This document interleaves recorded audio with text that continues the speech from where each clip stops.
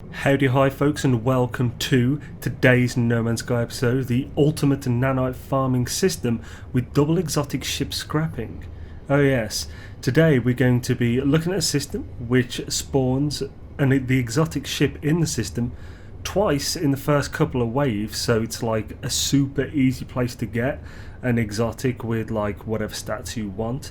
But it's also useful for another reason. Now this was actually brought to me by Sword, the mighty Sword, epic and No Man's Sky streamer extraordinaire, and he was doing it on his stream with this method that I'm going to show you. Though I do want to mention now that it wasn't actually Sword who found this system for these ships, it was Moongrease on the No Man's Sky Coordinate Exchange, and he posted it there 9 days ago. And yes, thank you kindly for sharing your find with the community, man. Much appreciated. Also, a shout out to Tragic Trucker, who was the one who told Sword. So thank you guys, much appreciated. Right, now I'm going to give you a quick peek at the result of the final episode of the Starbirth series, which hasn't actually released yet, but I finally recorded it this morning. And so if you don't want it spoiled, then close your eyes and I'll tell you in a second when you can open them. Oh, isn't it beautiful? Ah. But yes, basically that requires a lot of nanites. You can open your eyes, by the way. That requires a lot of nanites to make good. So I am going to test this method for gaining an incredible amount of nanites. But in order to do this, you need a free ship slot so you can scrap ships. So let's skip ahead to where I've scrapped a ship and upgraded one to get rid of some units. And here we are, the correct system, correct space station, and we're in the ship that I've just upgraded to all hell.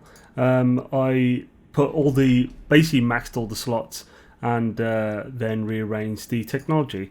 And it's got way more space, and I've put all my stuff from my inventory in it so that I've got space. Now basically the way this works is that this station we basically reload, and on the first couple of waves in the station we will get 2 of the same exotic. Now this is really good because we can essentially get this exotic that lands for a couple of million, head to the scrapper up there and scrap it, then come back down, get the second one that will come in, then scrap that, go back to the ship, which will be the first one in our list, get in it, save and reload, then wait for 2 more to come in and just keep scrapping. So I'm going to do this for an hour and basically test how much stuff I can get in that hour as far as nanites go and other things, and see how it affects my units. And there's the first one.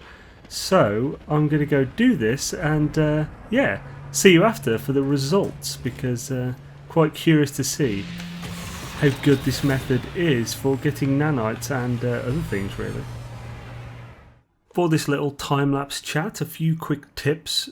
I'll definitely recommend making a manual save first, just in case you accidentally trade instead of buying one of the ships, just so you've got that there.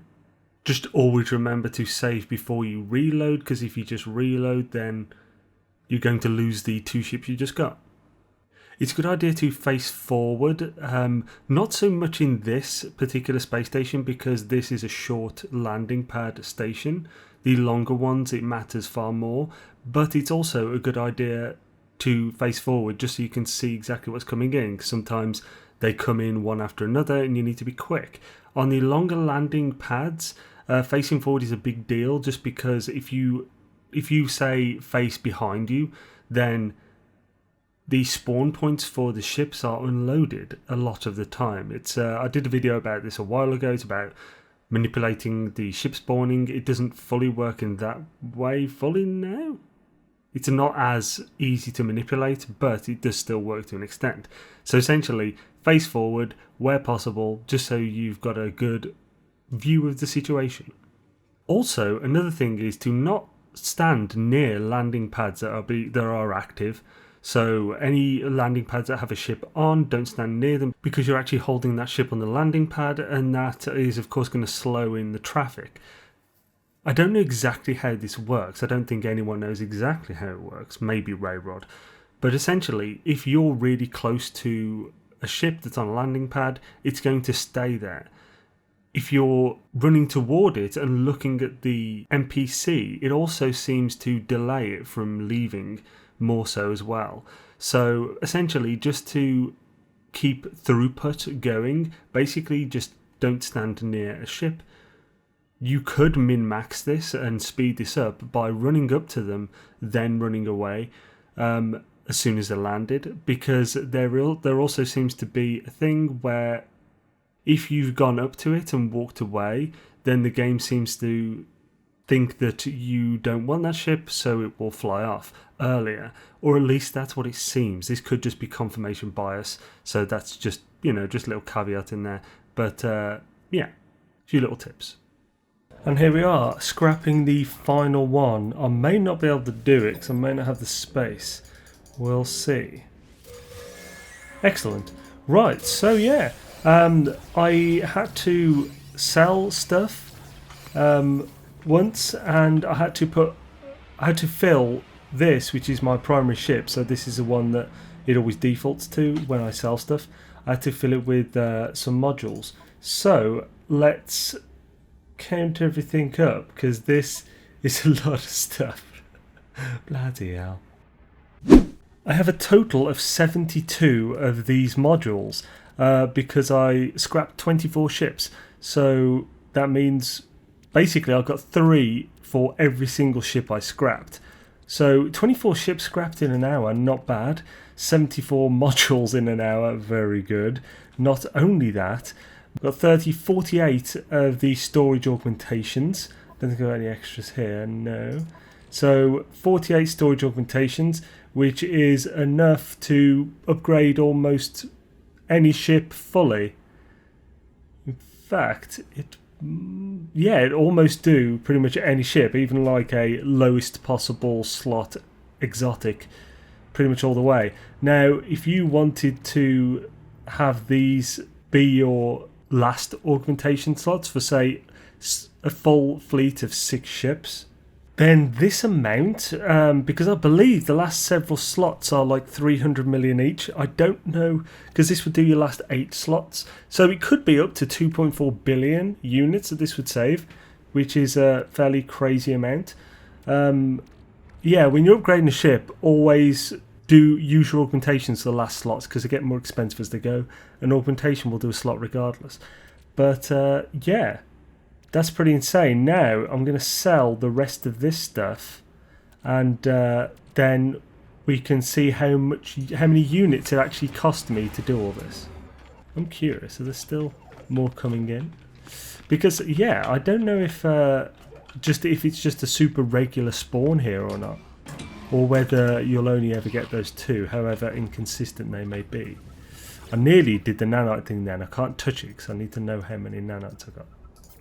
Okay, so this entire venture cost me a total of 61,777,507 units, which really isn't much at all, especially considering how many nanites I got from this. Now, I'd actually kind of love to keep hold of a bunch of these for working on my ships, but this is for science and we need to know exactly how many nanites we made from this. And at least then I'll still get nanites, that's all good. So let's surprise this Viking by clearing him out of all nanites, more than he's ever seen in his entire life essentially. So sell, sell, sell. Okay, so nanite wise, in an hour I gained 35,055 nanites. Now, that's not bad. That's certainly not a bad amount. If you want the augmentation slots, like as well, because you're upgrading ships, this is an amazing thing to do. It's very good. When it comes to nanites, this is not at all the best way. There are certainly better ways, although this was very relaxed as far as grindy stuff goes. Oh, that's not a bad ship. That's kind of funky looking with all those, with the colours on it. It's weird. Yeah, I like that kinda. So yeah, it's not the best nanite method at all. There are certainly better and more legit methods, but if you also want those augmentations, this is definitely the way to go, because those augmentations will save you insane amounts. But another method you could do is you could do some other nanite methods, which, don't worry, I'll be going over multiple other methods for gaining nanites very soon, so make sure you keep an eye. But you could use one of those more legit and more time efficient methods, though more grindy, as well as then getting your units via stasis device farming, which I've done a big mega guide, so you can check that out. Also the golden raw mint, which you can just use. Don't worry, a pretty interesting video will be coming quite soon with a comparison of for when it comes to units and stuff, just see what really is the best, because there is a lot of talk about whether it's better to stasis device farm, activated indium and stuff.